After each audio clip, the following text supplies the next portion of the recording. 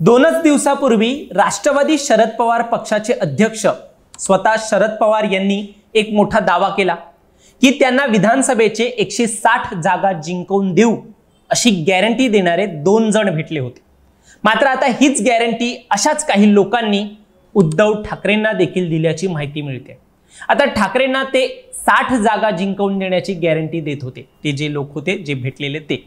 नेमकं हे प्रकरण काय आहे, त्यांची ही जागा जिंकवून देण्याची पद्धत नेमकी कशी होती, याबाबत दोन्ही नेत्यांनी काय दावे केले, यावर काय खुलासा केलाय, हे सगळं आपण या व्हिडिओच्या माध्यमातून जाणून घेणार आहोत। दरम्यान जर तुम्ही चॅनलवर नवीन आला असाल तर लगेच सबस्क्राइब करा प्राईम टाइम महाराष्ट्र, कारण असे राजकीय घडामोडी आणि घडामोडींमागील राजकारण आम्ही नेहमी तुमच्यासाठी घेऊन येत असतो। माझं नाव ओमकार साळवी आणि या विषयाला आपण सुरुवातीपासून सुरू करूया। तर प्रथम मी तुम्हाला सांगतो की हे प्रकरण काही आजचं नाहीये, ते सुरूच झालं शरद पवारांच्या एका मोठ्या गौप्यस्फोटापासून। शरद पवारांनी सांगितलं की महाराष्ट्र विधानसभा निवडणुकीच्या आधी दिल्लीत त्यांची 2 व्यक्तींशी भेट झाली होती। या 2 व्यक्तींनी त्यांना थेट 160 जागा जिंकवून देण्याची गॅरंटी दिली होती। पवार या संदर्भात म्हणाले की आता या 2 व्यक्तींची नावं किंवा पत्ते त्यांना आठवत नाहीये आणि त्यांनी या ऑफरकडे फारसं लक्ष देखील दिलं नाही। आता लक्ष का दिलं नाही तर याचं कारण सांगताना त्यांनी म्हटलं त्यांना निवडणूक आयोगावरती पूर्ण विश्वास होता। त्यांना वाटलं की निवडणूक आयोग ही एक विश्वासार्ह संस्था आहे आणि अशा ऑफर्स गंभीरपणे घेण्याची गरज नाहीये, म्हणून शरद पवारांनी या 2 व्यक्तींच्या ऑफरकडे दुर्लक्ष केलं। पण इथेच गोष्ट संपली नाही। शरद पवार यांनी सांगितलं की या 2 व्यक्तींनी फक्त त्यांनाच नाही तर काँग्रेस नेते राहुल गांधी यांनाही भेटून हीच ऑफर दिली होती। शरद पवार यांनीच या 2 व्यक्तींची राहुल गांधी यांच्याबरोबर भेट घडवून दिली।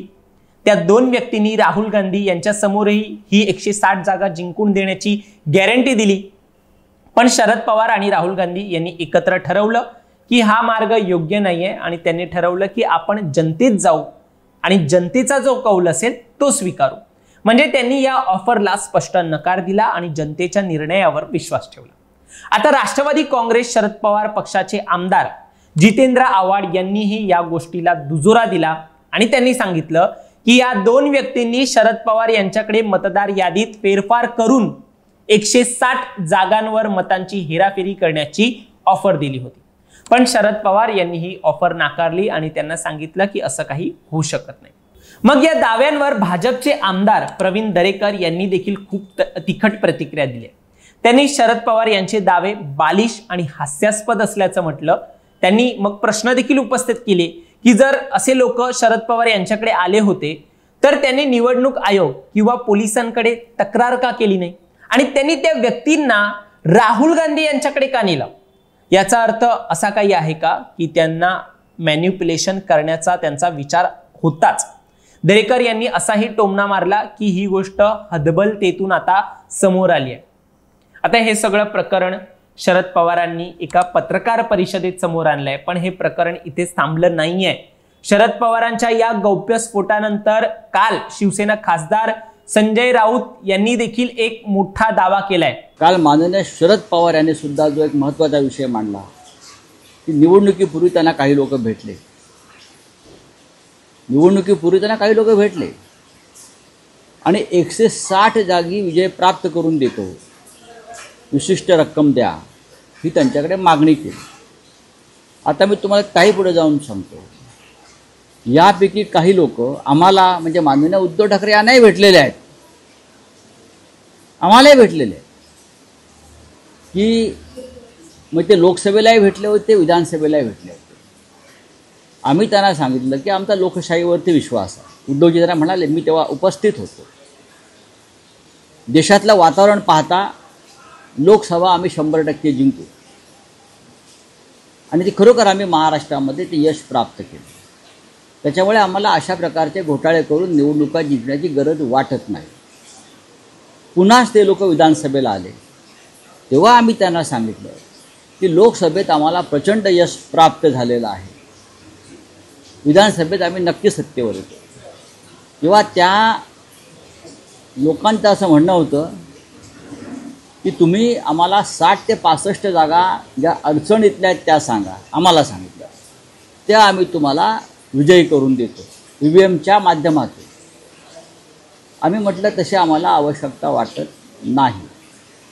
पण त्याने इतकंही सांगितलं, तुम्हाला जरी आवश्यकता वाटत नसली तरी समोर जे सरकारमध्ये आहेत त्यांनी अशा प्रकारची योजना EVMच्या माध्यमातून आणि मतदार याद्यांच्या माध्यमातून जे काम केलं आहे त्याच्यामुळे तुमचं अपयश आम्हाला दिसतं आहे. आम्ही तुम्हाला मदत करू शकतो. तरी आमचा विश्वास निवडणूक यंत्रणेवर होता, निवडणूक आयोगावर होता आणि लोकशाहीवर होता. दुर्दैवानं जे शरद पवार साहेब म्हणतात आणि जे उद्धव ठाकरे साहेबांना जी माणसं भेटली त्यांच्या बोलण्यात तथ्य असावं असं आता दिसतंय. महत्त्वाचं म्हणजे हे संपूर्ण प्रकरण आता राहुल गांधींच्या आरोपांशीही जोडलं गेलंय. राहुल गांधी यांनी मागच्या आठवड्यात भाजप आणि निवडणूक आयोगाने मिळून मतं चोरल्याचा गंभीर आरोप केला होता. जसं की आपल्याला माहिती आहे 2024 विधानसभा निवडणुकीच्या निकालापासूनच राहुल गांधी लोकसभा आणि विधानसभा निवडणुकीत गडबडीचा आरोप करतायत. मात्र निवडणूक आयोगाने त्यांचे सगळे आरोप खोडून काढलेत. मात्र राहुल गांधी यांनी पुन्हा एकदा ऑगस्ट महिन्यात पत्रकार परिषद घेत मोठा बॉम्ब टाकला. म्हणजे मागच्याच आठवड्यात ही पत्रकार परिषद झाली.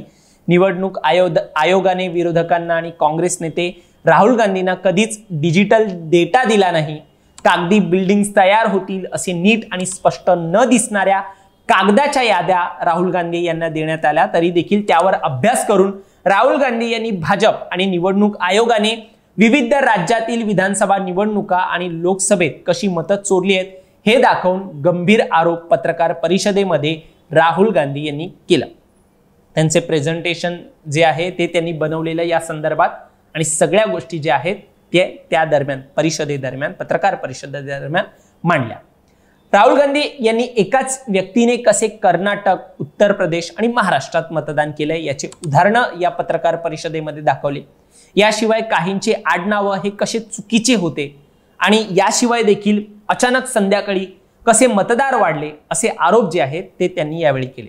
आता या सगळ्याला निवडणूक आयोगाने राहुल गांधींची पत्रकार परिषद म्हणजे नव्या बाटलीतली जुनी दारू आहे अशी टीका केली आहे आणि पुढे म्हटलंय मतदार यादीत अनियमितता असल्याचा दावा करून लोकांची दिशाभूल करण्याचा प्रयत्न होतोय.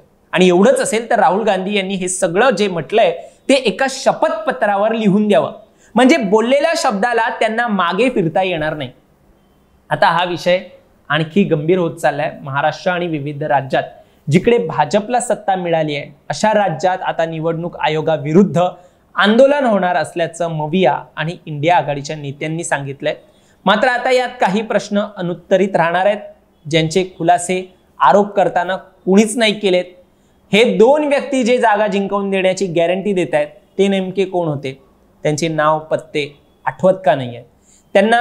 त्यांनी शरद पवार आणि राहुल गांधी यांना नेमकी काय ऑफर दिलेली त्या दोघांनी? त्यांचा निवडणूक आयोगाशी किंवा मतदान प्रक्रियेशी काय संबंध आहे का?